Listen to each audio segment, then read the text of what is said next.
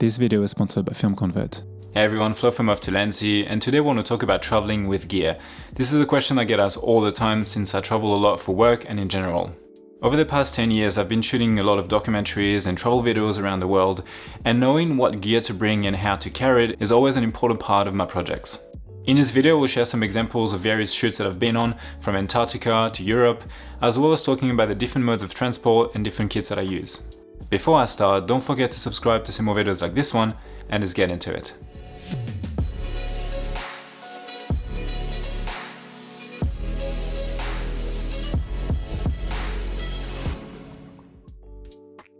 So a few months ago, I've asked you guys what you wanted me to discuss on this channel for 2022, and one of you, Connor Wagstaff, said the challenges that come with bringing gear to remote locations. So since I was already thinking of making a video about traveling with gear, I kept that idea aside until now. So I will talk about bringing gear to remote locations, of course, but also to cities because sometimes it's actually more complicated. Do keep in mind that this video is about me as a solo shooter or as part of a small crew, so if you happen to be part of a large crew or a big production company, then things will be different again, of course. I'm going to split this video in 3 parts, so part 1 will be the type of shoot, part 2 will be the mode of transport, and part 3 will be the actual on-location shooting element. And as always, all the gear mentioned in this video will be listed in the description. The type and amount of gear you need depends on the shoot you're about to do. For my kind of work, I mostly shoot documentaries, licensing, and travel content. As you can imagine, shooting a documentary requires a lot more gear as you need to be prepared for anything. You need to bring audio equipment, you need to bring probably some lights, you need to bring stands and other bulky accessories. When I can, I try to bring pretty much my whole kit, or at least enough that I'm able to shoot any kind of scenarios and cover a wide variety of situations. This also saves me time and money instead of having to rent on the location. This is why I always try to buy gear that work both here at home in the studio and on the go. So for example, the boom arm that I'm using or the light stand here, the one behind me, they are actually compact enough to be taken anywhere I want and be put in a suitcase. Over the past few years, I've shot documentaries that were as short as just 1 day in one location, or as long as a 15-day shoot across 3 countries across Europe. For licensing and travel content, I usually bring the same kit, which consists of 1 main camera, a few lenses, some media card, and usually no audio. I want to be able to fit my whole kit in my backpack. This is a kit that I use, for example, for Iceland and Paris, both very different locations of course, but shot using the exact same gear. So the mode of transport is really what will dictate what you can and can't bring with you. There are 2 main ones, planes and cars, and they both have pros and cons. So a lot of my work has been done overseas, so I'm used to travel by plane with my gear. As you know, when you fly, you are restricted to the airline's requirements in terms of weight and size. Usually, as a check-in bag, you can put between 23 and 30 kilos, and as carry-on is usually between 7 and 10 kilos. One thing to remember though is that whilst you might have a lot of allowance on long-haul flights, if you do happen to also have internal flights in between the shoot, keep in mind that they might have different rules. When I travel by plane, I usually have my camera, my laptop in my backpack, and as many lenses as I can fit around. The bags that I've been using are the Wandered Provoke backpacks. I've been using the 31 for years and more recently the 41 liter.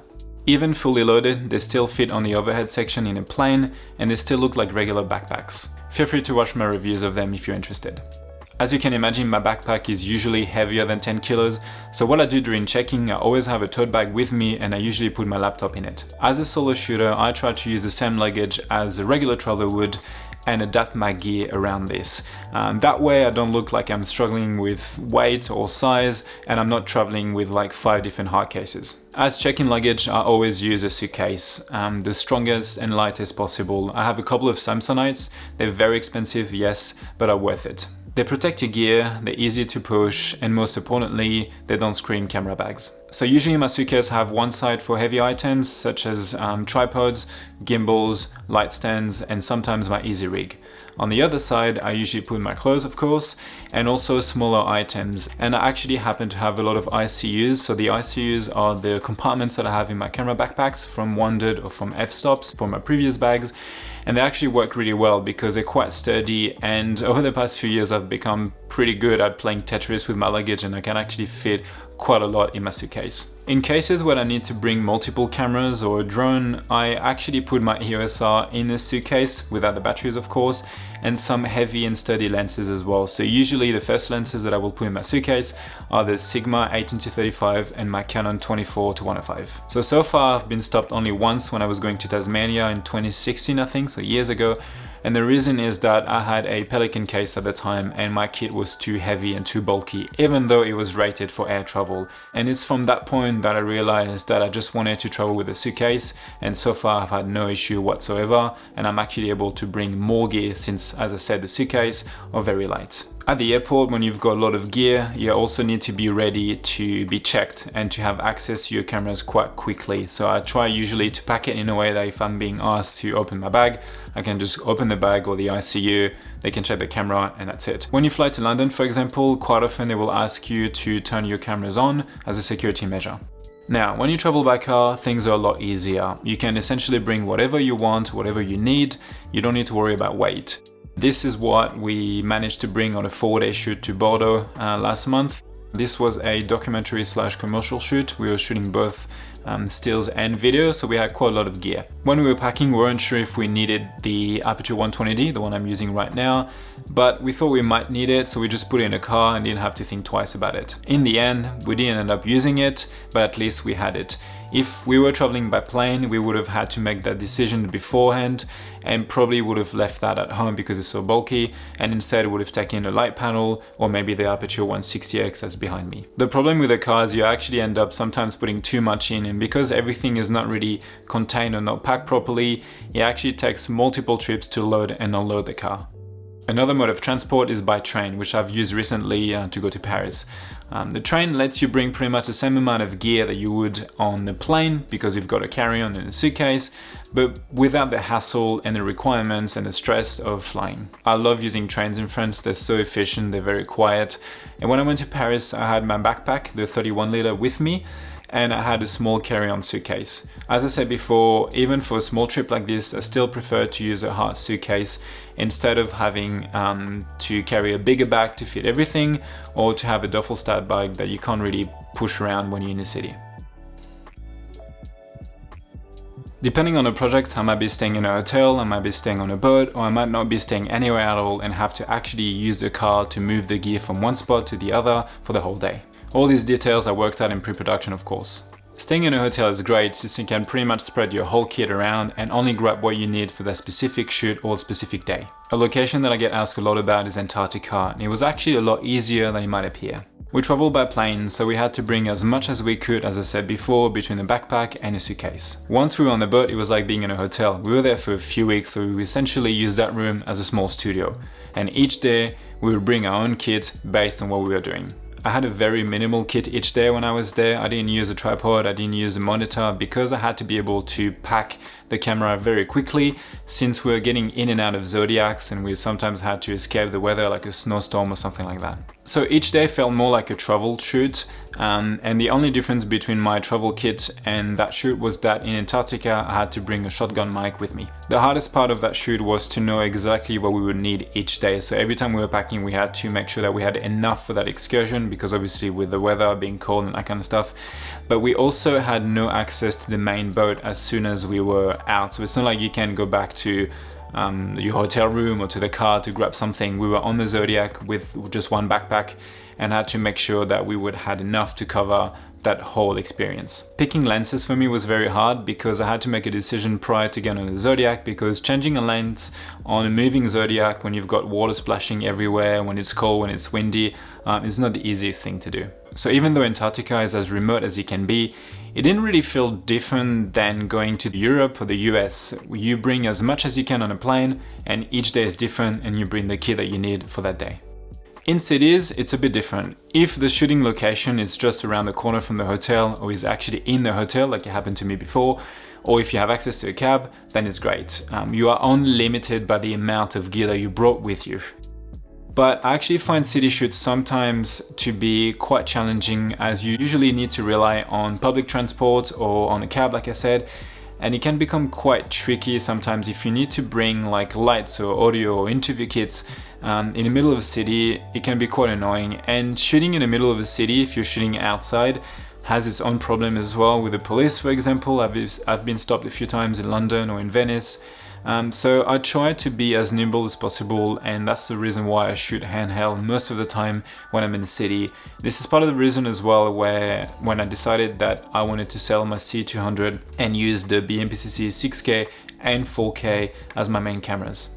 So my approach, as I was saying before, is when I'm in the city, it's like when I'm in the airport, I try to look like any other traveler.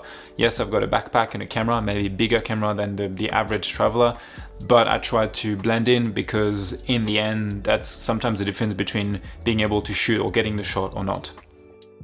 Another different case is when I was in Iceland. I was there by myself and I was using a car, but since I had to change accommodation every night or every morning, I had to pack the gear in the car, and every time I was going out on a hike or to shoot a waterfall or something like that, I had to leave the rest in the car, which is not ideal, and I hate doing that. And Iceland is safe, but still. And now a quick word about today's sponsor, FilmConvert. So I've talked about it on the channel before, but FilmConvert is what I use to grade my work. It enables you to add film color and grain to your videos. It has real film grain, which gives you that authentic and organic look. For my recent video, for example, the Paris one, I really wanted to have that film-like look, so I've used a lot of grain and I was really happy with the results. There are nearly 20 film stock to choose from, and the one that I use most of the time is a Kodak 5207. Pretty much all my travel and documentary work has been graded using FilmConvert, and I've been doing so since 2014. I can also use it with all my current cameras, so the 6K, the 6K Pro, my Canon EOS R, and even my drone, since I have a lot of camera profiles. I recently made a dedicated video where I discuss my color grading process using FilmConvert, so feel free to watch it. And if you're interested in getting FilmConvert yourself, check out the link in the description to get 10% off.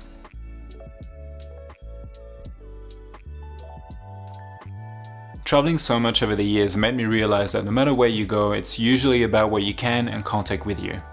I have to pack the essentials first and sort out the rest by elimination. When it comes to outdoor shooting, which is usually when packing and carrying gear is the most crucial, I just have to ask myself, do I really need this? We are pretty lucky these days though when it comes to cameras or equipment. When you really think about it, like, it's pretty incredible the amount of power or visual quality we can get in such small form factors. From experience, I've always managed to make do with what I had. A lot of my projects have been done using just one camera, one lens, and a shotgun mic. There are some items that I can do without, like a tripod for example, or a gimbal since I shoot handheld a lot, but it depends again on the project that you're shooting. And of course, if I get to the point where the gear that I absolutely need is still too much, then of course I will pay more at the airport for more weight allowance and factor that in the budget, or if I happen to be traveling with someone, then we'll just split the gear. I think these days even the remote locations that I've been on, like Antarctica or Greenland, are easily reachable and they don't really feel that remote and that different from traveling to any city. I would say the word remote would apply to an expedition shoot, for example, where you would be in the mountains for days at a time, hiking with everything, all your gear on yourself at all times. I am thinking of going to Nepal to document the Himalayas, so maybe that would be it. That's it for me for today, guys. Hopefully this video was interesting and helpful to you. Don't forget to subscribe and like this video, and let me know your thoughts on this as well. How do you approach traveling with gear and what works for you? As always, thanks for watching, and I'll see you in the next one. Bye. Also, feel free to check out my new ebook, Freelance Documentary Filmmaking, an Introduction, where you can find a streamlined but comprehensive overview from pre-production all the way to marketing, built on years of my own experience shooting short documentaries around the world.